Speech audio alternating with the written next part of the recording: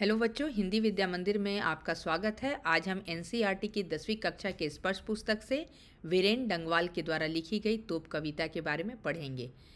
तो चलिए इस कविता के बारे में पहले जान लेते हैं। जैसे कि यहाँ पे इनके पाठ प्रवेश में ही दिया हुआ है कि प्रतीक और धरोहर जो है दो किस्म की होती हैं। और एक जैसे हम हमारी जो पूर्वजों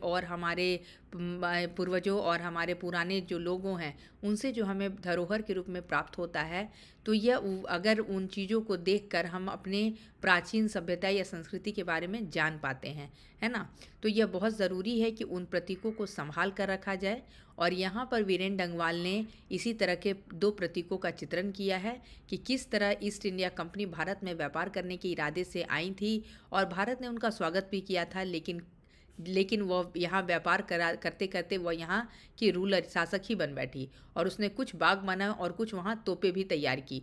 उन तोपों ने इस देश को फिर से आज़ाद कराने का सपना साकार करने में निकले कई जाबाजों को मार गिराया। लेकिन फिर एक ऐसा समय भी आया जब हमने उन तोपों के आगे भी हमारे जो शक्तिशाली जो हमारे सैनिक हैं वे जो है उन्होंने अपना वर्चस्व दिखाया और किस प्रकार से उन्होंने उन ईस्ट इंडिया कंपनी को यहाँ से बाहर निकाल फेंका और अपने देश को पुनः स्वतंत्रता दिलाई। तो आप देख सकते हैं, तो हम उन जो तोप है और उस समय की जो चीज़ें हैं उनको इस वे में भी याद करते हैं कि किस तरह से हमारे जांबाज, हमारे स्वतंत्रता सैनिक जो है उन्होंने अपनी जीवन को समर्पित कर इन सबको प्राप्त किया था। तो इस कविता में उन्होंने इसी के बारे में चर्चा की है। आप तोप का चित्र देख सकते हैं जिससे आप आसानी से इस कविता को रिलेट कर पाएंगे, क्योंकि कविता का जो मूल भाव और जो केंद्र बिंदु है वह तोप ही है। यह कविता है, इसको पार्ट बाय पार्ट में मैंने स्लाइड में एक्सप्लेन किया है। चलिए यहाँ से शुरू करते हैं। कंपनी बाग के मुहाने पर धर रखी गई है यह 1857 की तोप। इसकी होती है बड़ी संभाल, विरासत में मिले कंपनी बाग की तरह साल में चमकाई जाती है 2 बार। यहाँ पे ईस्ट इंडिया कंपनी के द्वारा जब यहाँ भारत में उन्होंने जब अपनी कंपनी बनाई थी तो साथ साथ उन्होंने बहुत सारे बाग में तोप भी रखवाए थे। तो कंपनी बाग के मुख्य द्वार पर प्रवेश करते ही एक तोप रखी गई है और यह तोप जो है वह 1857 के स्वतंत्रता संग्राम में इस्तेमाल की गई तोप है, ठीक है। और इस तोप की आज इतने दिनों बाद भी इस तोप को बहुत ही संभाल कर रखा जाता है ताकि हमारे आने वाली जो पीढ़ी है वो इस धरोहर को देख सके, ठीक है। इसकी बहुत केयर की जाती है, इसे हर साल में 2 बार चमकाया जाता है, इसका पूरा ध्यान रखा जाता है ताकि जो हमारे आगे आने वाली पीढ़ी है इन चीज़ों को देख सके कि किस तरह से हमारा प्राचीन सभ्यता कैसा था, वहाँ उस समय किन किन चीज़ों का उपयोग किया गया था, किस तरह से हमारे भारतीय सैनिकों ने इन तोपों पर विजय पाई थी। तो यह जब चीज़ें हैं जब हम संभाल कर रखते हैं तभी हमारे अगली पीढ़ी इसे देख पाएंगे, है ना। चलिए अब आगे। सुबह शाम कंपनी बाग में आते हैं बहुत से सैलानी, उन्हें बताती हैं यह तोप कि मैं बड़ी ज़बर उड़ा दिए थे मैंने अच्छे अच्छे सुरमाओं के धज्जे अपने ज़माने में। हर रोज़ सुबह शाम आप बहुत सारे ऐसे पर्यटक स्थल है जहाँ पर आप प्राचीन चीज़ों को देख पाते हैं।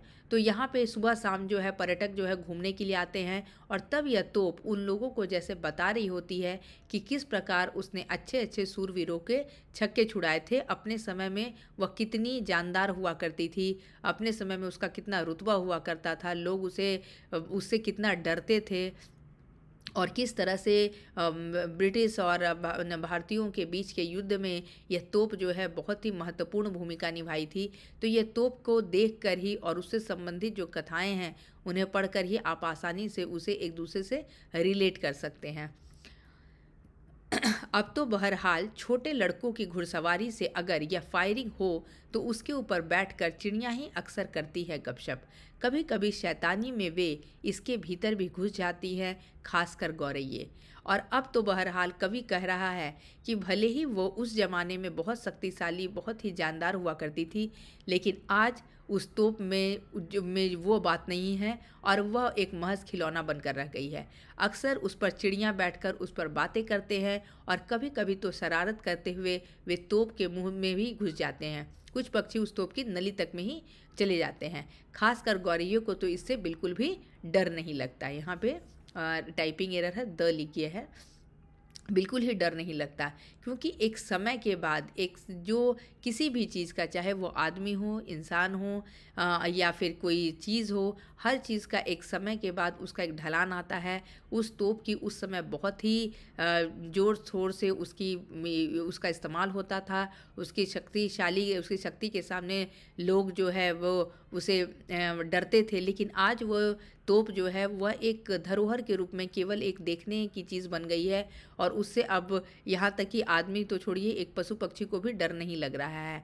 तो यह यहाँ पर किस तरह से कवि ने इस पंक्ति के द्वारा यह लिखा है कि अभी पशु मतलब पक्षी भी जो है उस पर आसानी से उस तोप को एक महज खिलौने की तरह उसे फील कर रहे हैं और उस पर बैठकर उससे बातें कर रहे हैं और उस खेलने के बहाने वह कभी कभी तोप की नली में भी घुस जा रहे हैं। उन्हें नहीं पता कि यह तोप किसी दिन इस नली के द्वारा कितने ही बारूद और बम को, कितने ही लोगों को उससे उड़ा दिया करती थी। वे बताती हैं कि दरअसल कितनी भी बड़ी हो तोप, एक दिन तो होना ही है उसका मुंह बंद। कवि कहता है कि ये पक्षी गौरैये शायद यह बताना चाहते हैं कि चाहे तोप कितनी ही बड़ी क्यों ना हो, एक समय आकर उसका मुंह बंद हो ही जाता है। हथियार चाहे जितनी भी शक्तिशाली क्यों ना हो, वे शांति के प्रतीक कभी नहीं हो सकते। इसलिए मनुष्य के शक्ति के सामने जितने भी हथियार हैं वह कहीं ना कहीं जो है वो कम ही पड़ जाते हैं। तो आप देख सकते हैं कि उतनी तोप ने भारतीय सैनिकों को मार गिराया था, लेकिन जब हमारे सैनिकों ने जब मन में ठान लिया या प्रण ले लिया कि वह विदेशी फिरंगों को यहाँ से बाहर निकाल देंगे, तो हम लोग उसमें विजयी प्राप्त हुए और आज हम स्वतंत्र भारत में रह रहे हैं। और वह तोप जो है उस धरोहर के रूप में रखे हुए हैं कि इसे इस रूप में कि हमें उस दिन को भी याद करना होगा कि किस तरह से हमारे भारतीय सैनिकों ने अपने देश को आज़ाद करने के लिए अपने जीवन को समर्पित किया। और साथ साथ इस बात का हमेशा हम अपने आप को एहसास कराने के लिए कि इस तरह का अगर कोई बाहरी लोग या किसी तरह का शासन करने या किसी तरह का व्यापार करने के लिए आता है तो हमें उन्हें किसी प्रकार का स्थान नहीं देना चाहिए, है ना। और जिस तरह से ईस्ट इंडिया कंपनी जो है वह भारत आई और वह व्यापार करने के उद्देश्य से आई थी और कैसे यहाँ आकर उसने अपना साम्राज्य फैला लिया और यहाँ के शासक बन बैठी। तो ये सब एक बहुत बड़ी लेसन, बहुत बड़ी सीख भी हमारे लिए। तो ये सब धरोहर या प्रतीक केवल देखने और घूमने की जगह नहीं, बल्कि बहुत सारी चीज़ें हमें इससे सीखने को भी मिलती हैं। तो इस कविता के द्वारा जो है वीरेन डेंगवाल ने बहुत ही महत्वपूर्ण बातों पर चर्चा की है। और चलिए आगे प्रश्न उत्तर की ओर बढ़ते हैं। विरासत में मिली चीज़ों की बड़ी संभाल क्यों होती है? विरासत में मिली चीज़ों को बड़ी संभाल कर रखना पड़ता है, क्योंकि ये ऐसी चीज़ें नहीं हैं कि आप बाज़ार से जाकर खरीद ले। ये एक बहुत ही अनमोल चीज़ होती हैं और अगर आप इसकी देखभाल करते हैं, रखते हैं, तभी हमारी आगे आने वाली पीढ़ी, हमारी आगे आने वाली जनरेशन उसे देख पाती है। हमारे देश में ऐसे बहुत सारी चीज़ें हैं जो आज धरोहर के रूप में रखी गई हैं, तभी हम उन चीज़ों को देखकर हम अपने प्राचीन सभ्यता या संस्कृति के बारे में जान पाते हैं, है ना। हम अभी जैसे वृंदावन या अयोध्या, वहाँ जाकर वहाँ के मंदिर या वहाँ की लोक कथा या वहाँ के जो बहुत सुंदर सुंदर चीज़ें बनी हुई हैं, उनको देखकर ही हमें यह बताया जाता है कि कभी यहाँ पर भगवान श्री राम या भगवान श्री कृष्ण रहा करते थे। इसलिए बहुत सारी यहाँ आपको मैसूर पैलेस है या वहाँ टीपू सुल्तान का जहाँ पर ये है, वो सब जगह जाकर आपको ये पता चलेगा कि उस समय क्या हमारे देश की स्थिति थी, कौन कौन लोग रह रहे थे। तो ये धरोहर जो है वो बहुत हमें हमारे आने वाली पीढ़ी के लिए एक बहुत बड़ी सीख का काम देती हैं। इस कविता से आपके तोप के विषय में क्या जानकारी मिलती है? इस कविता में हमें तोप के बारे में यही जानकारी मिलती है कि तोप अपने समय में बहुत ही एक शक्तिशाली हथियार के रूप में इस्तेमाल किया जाता था और उस समय विदेशियों ने इस हथियार का उपयोग करके भारतीयों को, कई भारतीय स्वतंत्रता सेनानियों को मार भी गिराया था, लेकिन वह उसी तोप को हम लोगों ने उस पर विजय भी प्राप्त की। तो इस प्रकार आप देख सकते हैं इस कविता में तोप के द्वारा यह संदेश दिया गया है कि किसी भी हथियार का इस्तेमाल करके शांति या समृद्धि नहीं पाई जा सकती, भले ही वह कितनी ही शक्तिशाली क्यों ना हो। कंपनी बाग में रखी तोप क्या सीख देती है? कंपनी बाग में रखी तोप यही सीख देती है कि एक समय के बाद हर चीज़, चाहे वह कितनी ही शक्तिशाली क्यों ना हो, वह एक ढलान पर आ जाती है, उसमें वो कमज़ोरीपन आ ही जाता है, चाहे वह व्यक्ति हो या फिर कोई सामान। और यही कंपनी बाग में रखी तोप जो है वह यही बात बता रही है कि जब वह पहले बहुत ही शक्तिशाली हथियार के रूप में जानी जाती थी, लेकिन आज उसी तोप पर पशु पक्षी बैठकर जो है वह गपशप कर रहे हैं, खेल रहे हैं और उसे खिलौने की तरह इस्तेमाल कर रहे हैं। कविता में तोप को 2 बार चमकाने की बात की गई है। ये 2 अवसर कौन से होंगे?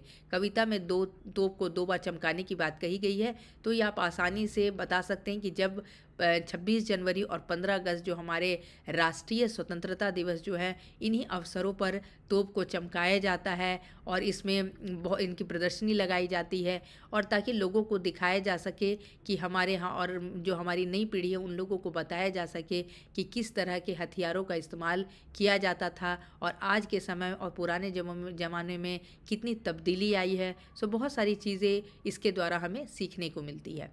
दूसरे भाव में ख में जो है वो भाव स्पष्ट करना है, तो ये कुछ भी अलग नहीं है। यहाँ पर हम लोगों ने जो कविता का भाव अभी स्पष्ट किया है उसी से कुछ पंक्तियाँ यहाँ पर लेकर लिखी गई है, तो आप आसानी से इन भावों को स्पष्ट कर पाएंगे। तो आशा करती हूँ कि मैंने इस कविता की व्याख्या अपने तरफ से पूरी अच्छे से करके दी है। आपको यह व्याख्या के द्वारा इस कविता को समझने में अब कोई मुश्किल नहीं होगी। तो आप इन प्रश्नों का उत्तर स्वयं से करने का प्रयास करें, और किसी प्रकार की अगर आपको कोई दिक्कत आती है तो आप कमेंट बॉक्स में लिखिए। मैं ज़रूर से ज़रूर इन प्रश्नों का उत्तर देने का प्रयास करूँगी, और आशा करती हूँ कि अगर आपको ये वीडियो अच्छा लगे तो वीडियो को लाइक कीजिए और हमारे चैनल को सब्सक्राइब कीजिए। आज की कक्षा में जुड़ने के लिए आप सबका बहुत बहुत धन्यवाद।